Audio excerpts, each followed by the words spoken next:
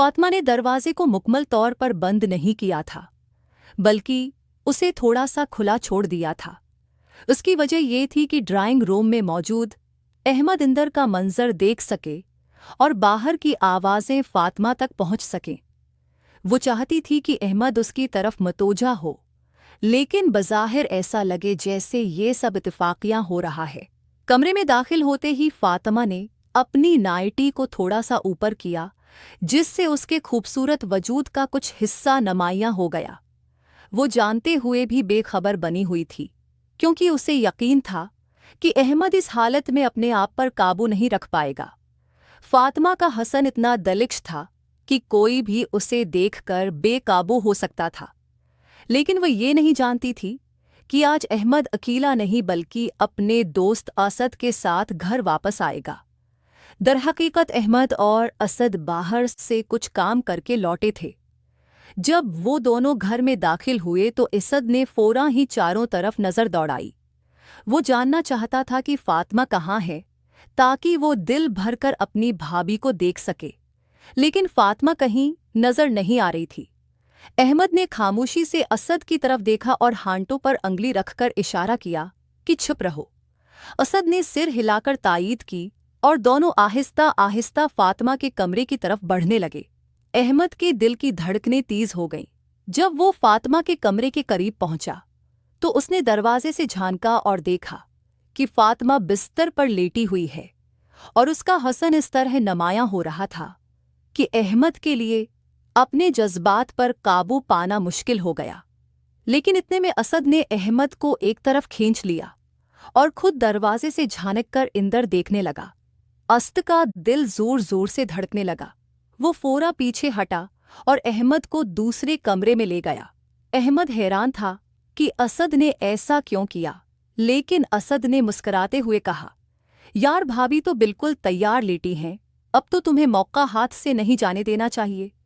अहमद ने घबराकर कहा, नहीं यार, अगर वो जाग गईं तो क्या होगा, फिर तो बड़ी शर्मिंदगी होगी। असद हंस पड़ा और बोला, अरे भाई, एक बार मौका मिल जाए तो फिर रास्ता खुद ही निकल आता है, तुम डरते क्यों हो? अहमद और असद की ये गुफ्तगू काफी देर तक जारी रही। अहमद बार बार झिझक का शिकार हो रहा था, जबकि असद उसे हिम्मत दे रहा था। आखिरकार अहमद ने थक कर कहा, यार अगर तुम्हें इतनी ही जल्दी है तो तुम खुद ही चले जाओ, मैं बाद में देख लूंगा। असद ने अहमद की आंखों में देखा और मुस्करा दिया।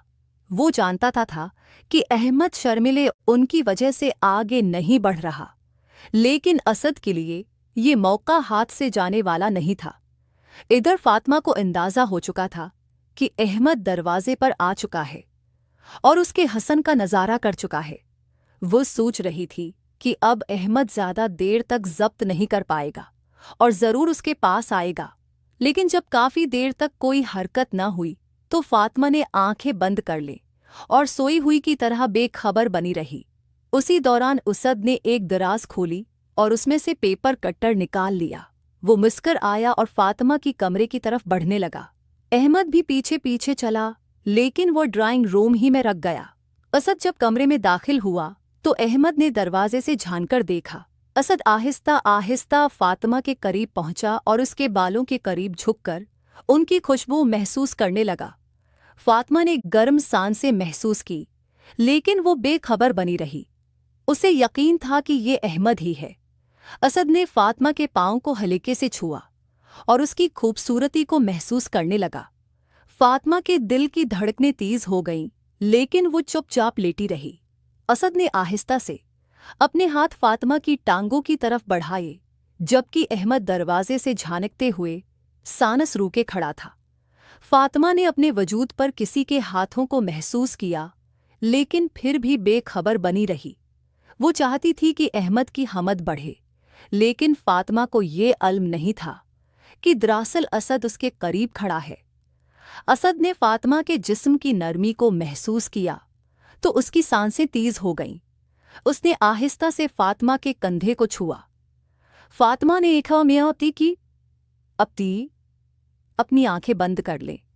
असद ने सोचा कि शायद वो जाग गई है, लेकिन जब फातिमा ने कोई हरकत न की तो वह मजीद आगे बढ़ा।